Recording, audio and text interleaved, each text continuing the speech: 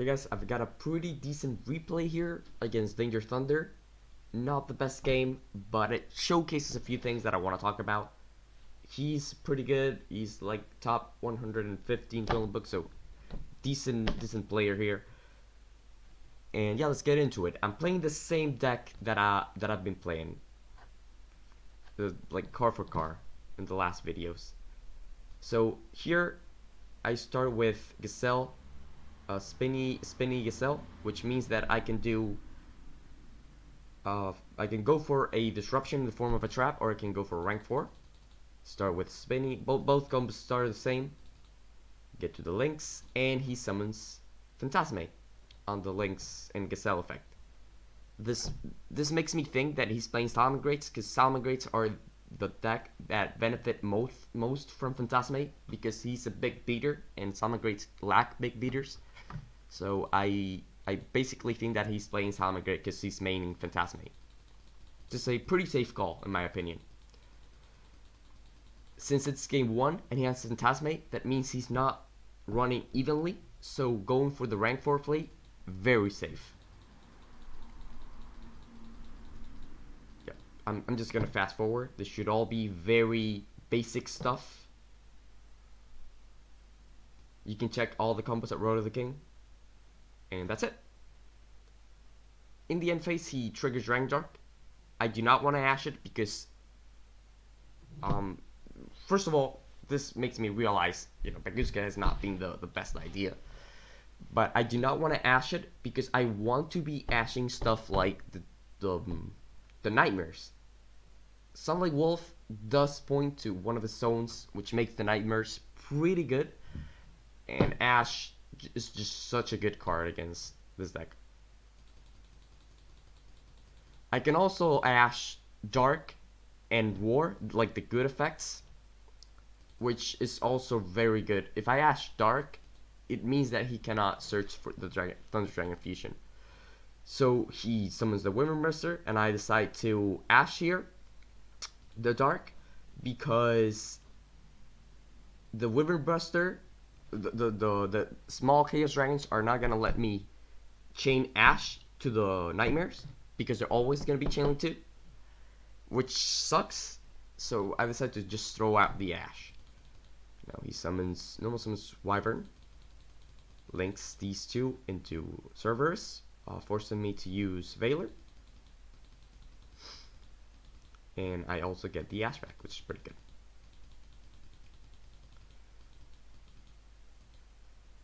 So now he special summons Scholar Serpent, getting back the Legionnaire from the Wyvern. Since I have a strike, I'm not worried about the Legionnaire, but I am worried that him forcing the strike with a Legionnaire will let him play a very strong card. Also, as long as he's not able to deal with Bagooska, Levionnaire's not going to do much against me.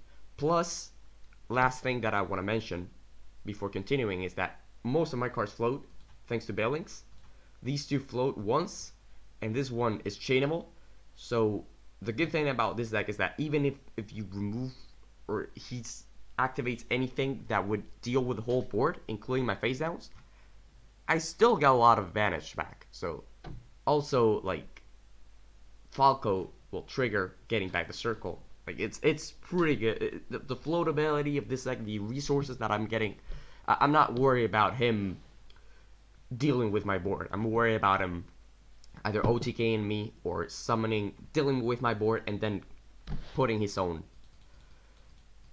So anyways, he links into Phoenix. This forces me to strike because sadly this would be chilling too.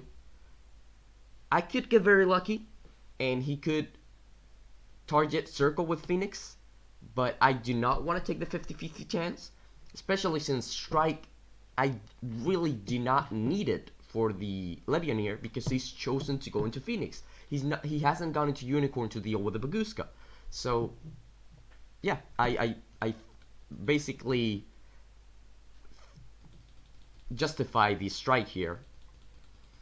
He gets a card from the Dragon Dark. Chaos Dragons are insane.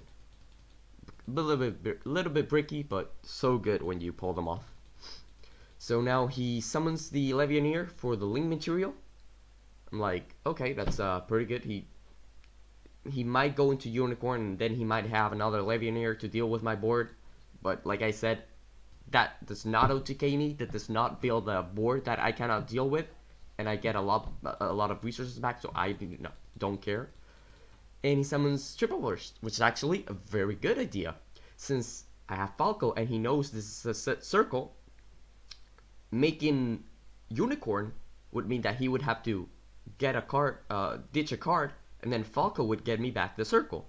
Now Falco, well, it can trigger, but it will be negated by triple. So pretty good idea by him to be running and using the triple verse there. I personally never run the triple verse because like against Striker I just went for Warlord if I couldn't kill them, or Boral Sword if I could. So main phase 2, Dragon Hawk. Now here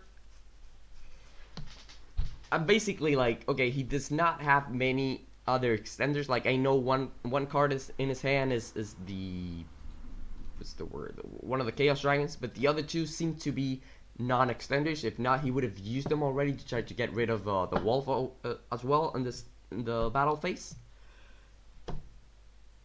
So it just seems like he's gonna go Colossus and pass. Now, if he had another Thunder Dragon in hand and in a basic Thunder Dragon, that would mean that he could kind of deal with my board with the Thunder Dragon Titan, but Thunder Dragon Titan is really not that good, so he's definitely going to go for the Colossus play, so let's just use Circle here, right? So, yeah. He did end up going for the Thunder Dragon Colossus. A lot of these decks are not even running Titan, so, yeah. Now, where are we? Oh, yeah, I hit play, sorry. I had Foxy in the graveyard, and so search, okay, main 1, Wolf on Fox. Okay, I normal summon Foxy, and get back to Falco. Now, here I'm thinking, hey, I wanna ditch a card from Giselle, get it back with Wolf, and then get back the circle with Falco, like, by discarding the Falco with Foxy. Like, super insane advantage, right? Just plus. But then I realized, hey, I'm running Dweller in my extra deck, which is insane against this deck. I haven't made it yet, so why not go for the Dweller play? I realized this after I added Falco to the hand, but still, it doesn't matter, because as long as I have Foxy, I can discard Falco and then revive it. Pretty easy stuff. So go for the Spinny to deal with this. Another cool thing that I could have done is go for the Borreload here. So Borreload here, steal this, special summon the Falco, the Foxy. Well, before going for the Borreload, first of all, I should have summoned Jaguar here, so that after I special summon the Foxy from the graveyard, I pull it back with Falco, and I have Borreload with a Colossus and a Dweller. Now, he does have a triple burst, but he cannot search, and he cannot activate effects from the graveyard, which basically stumps him for a turn. I realized this after I summoned the Stalio, but I think the Borreload play is also very good. Disadvantage is, not getting rid of triple burst, but whatever. So I go for the Stalio play, means I can't go for the Borreload anymore.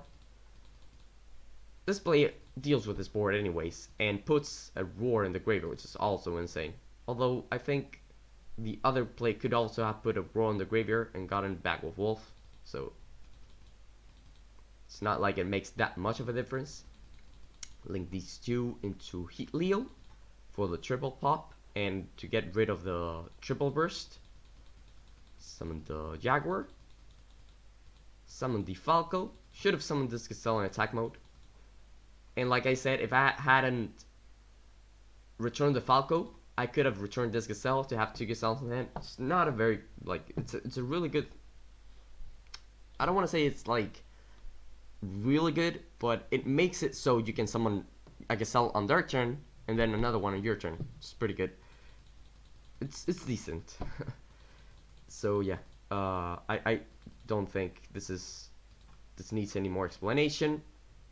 This makes my turn end with 2 disruptions 3 disruptions in the form of Ash Blossom, because Ash Blossom is recyclable in this deck. That's pretty insane. And Dweller, which basically stuns him. It's pretty much GG, and sort of showcases that this deck, with the right text, you know, the Dweller and all that, is insane against Thunder Danger. It's pretty much the best deck in the format. So, now, game 2, like I've shown you few times now, game 2, I do not run Foxy, Foxer, which kind of hurts because he opens with a face down. Now, I draw, of course, make him pass. Now, this face down could be a card that he set for me not to discard it with the danger, but I pretty much know what it is. We all know what it is. There Can Only Be One is an insane card against this deck, so I'm like, well, if it's a There Can Only Be One, might as well lose, right? I'm not gonna start searching bad stuff, so to speak, because there can only be one.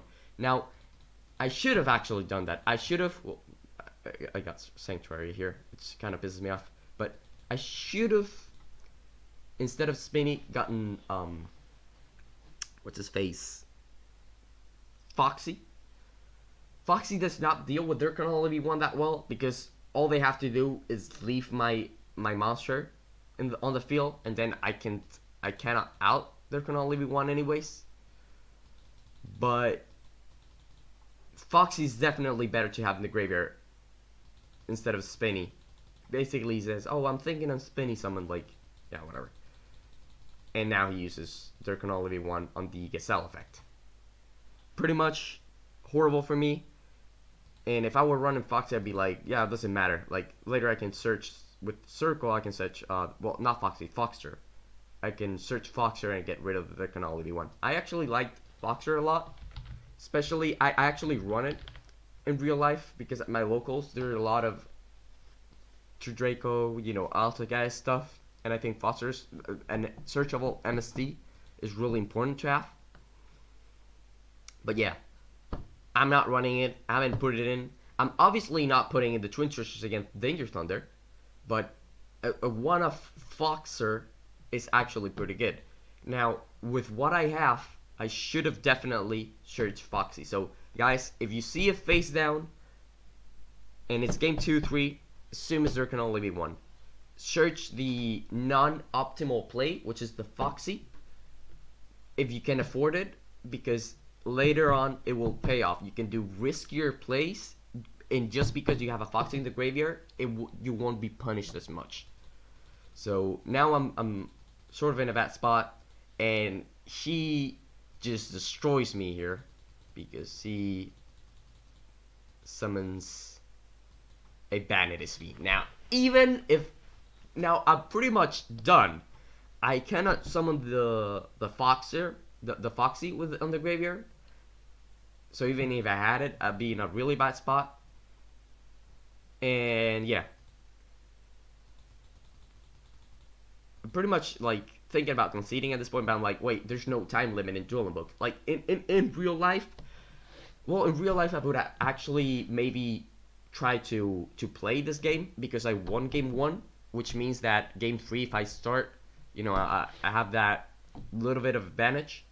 But I would probably have conceded this game, just so I have more time for game 3, which is a game that I should be winning since I go first. Now this is pretty obvious here. I obviously do not search Foxy with the Circle, because I'm like, yeah, I'd rather stall and try to draw the only out to this board, which is the Salamangreat Rage. Now, if I were running, what's the card? Impermanence instead of a Strike, which is what I've done now, I could have outed these easily.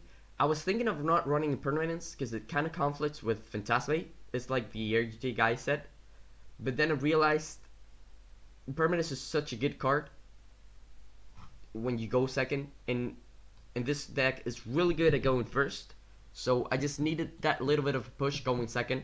And obviously, you know, in this case scenario, it's extra good due to the negating There Can Only Be One. So I decided to put in impermanence instead of strike, and side in these two for Denko, and this one because I don't really know what to side. Probably like, in fact, I'm gonna do it right now. Gonna do this. And yeah. So let me know in the comments what you think about that. Obviously, I'm not running permanents in real life because it's gonna be reprinted in 2 months, and there are no nationals or Europeans or not until like June. So I'm not paying like extra money just for to win some locals, right? I'll probably pay the money for impermanence after the reprint. So yeah, this is a really painful game. In fact, it gets to a point where I kind of out the thing because I'm able to draw both Foxy and what's the word and Rage, but even then I'm not able to build a board. So yeah, it's a very painful game. I'm not gonna dwell on this way too much. It's just to show you that you need to respect this card, search that Foxy, put it in the graveyard, and run impermanence if you have it. I'm basically just stalling at this point. Now we get to a point where it's like there can only be one rivalry of the warlords, which is pretty funny. But his monsters are just bigger, right? So in Caveman Yu-Gi-Oh, the bigger caveman wins.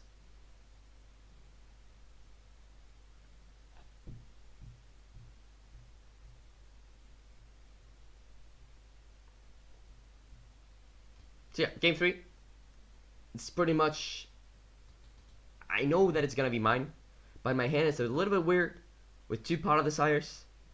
Means that I cannot, one of them is gonna be dead basically until the next turn, which this matchup is very snowbally, which means that the second Part of Desires is really bad because at the point where I'm resolving the second Desires, the match has been decided.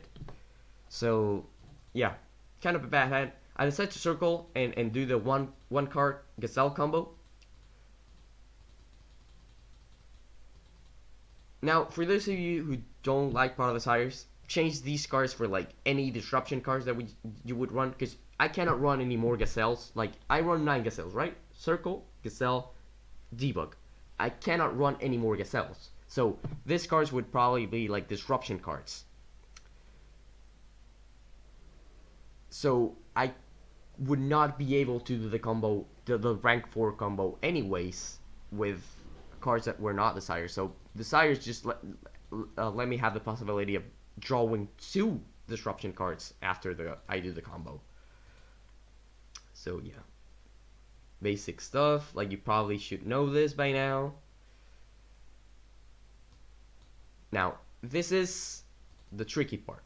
Well, I obviously resolve the side first because there's no more searching anymore, and I draw 2 disruptions. 2 disruptions, better than 1. So, Pot of Desires put in work, even in a really bad scenario where I drew 2 Pot of Desires. It went even.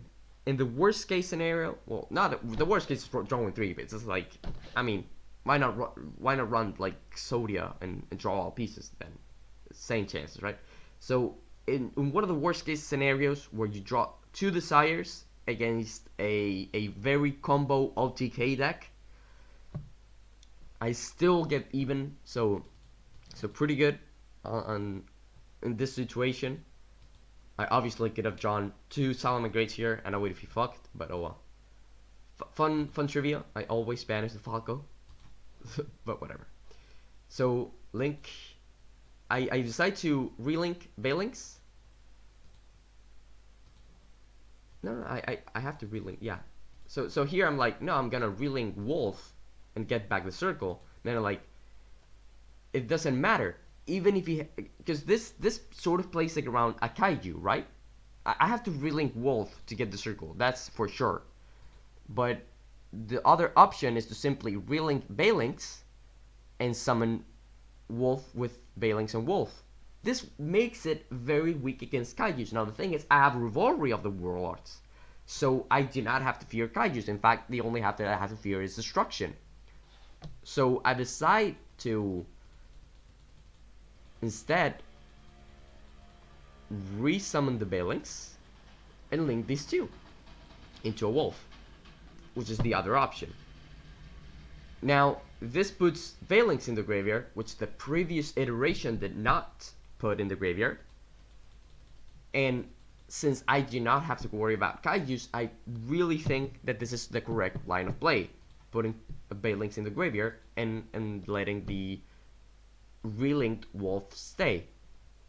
Especially also due to the rage, but also because I get a circle, which means more and more and more advantage. It means that I can recycle Ash with wolf with no fear because I'm getting circle.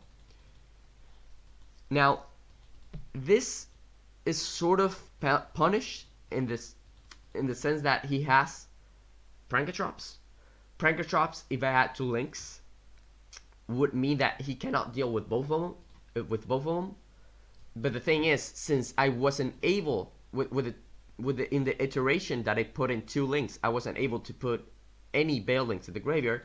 It would have been just as bad because he could deal with both using Prankatrops. So he basically goes straight into battle phase, which means that I do not have to worry about OTKs. The only thing that I have to worry about is evenly. Now, I obviously did not use Judgment on Prankatrops because that is a horrible idea. If he has any sort of blowout card, like evenly, like Twin Twisters, I just auto lose there. So I just simply let him take the wolf with the Prankatrops effect. I actually thought he was gonna get rid of the Rivalry, but he takes the wolf, and I let him because, well, sure, now this only pops 1 card. Where is it? The Rage only pops 1 card, but it's still a disruption, and he's lost 1 card, so it's I still have the same chances of stopping him, of snowballing the game. Now here, what I should have done, should have summoned Gazelle, because I'm gonna just be sending Gazelle to the graveyard with Rage anyways, so why not summon it, get a plus. You know, it's gonna be really hard for him to destroy the Gazelle without a battle phase. He can do Cerberus, but I have a Rivalry. Like, it's really hard to get Gazelle out of here. So Gold Shark, I have the Ash Blossom for Dragon Roar. I decided that there's really not much that he can do in terms of things that can be stopped with Ash. Maybe Dark, searching the Thunder Dragon Fusion, but I first of all, I do not think he's running it. Maybe he's running, oh well, never mind, he's running 1 because he's running spells that are not Light of Psycho. But yeah, definitely Ash on Roar is correct, I'm 90% sure. So even if he has, oh, he has Dark, so he doesn't have Hawk, because that's what I was fearing, that he had Hawk to revive Dark, but he does not have it. Sets 1 and passes. Now we all know which card this is, right? We all know there can only be 1. Now, if I was running Foxer, this would be easily setching Foxer, getting rid of this, and GG, easy win. Luckily, I have Rage to deal with the there can only be 1. So I do not get punished for not running Foxer. Now, if I had not been able, well, actually, Hard drew this. I didn't even search it. So definitely be running Foxer, guys, in my opinion, because against this kind of decks that run no back row except for there can only be 1, Foxer is what deals with that. So yeah, obviously I had Judgment at Rage. I was really far ahead. But in the case, think about the case scenario where he had a strong hand, and he could deal with my back row, right? He could deal with Warlords, Rage, Judgment, but he, you know, since I have so many cards to stop him, he had to like set this and pass in the end. I would have had no way to snowball the game due to there can only be 1, and he would have won. So definitely Foxer, really good card to consider. Pretty much win this game, by the way. Yeah, it's really obvious. He scoops here, obviously. But guys, run Foxer. In my opinion, there can only be 1 auto wins against you, and Foxer's the only true answer. Twin Twisters is not only it's not searchable, but like I said, like 2 times or 3 times in this video, it's really bad against this kind of decks. So yeah. Hope you liked the video. Comment with any ideas that you have to deal with there can only be 1. and deal with the situations that happen in this video. Like I said, not very interesting games, but I just wanted to talk about certain specific points. And yeah, hope you enjoyed it, and upload your own content if you want. It's really easy.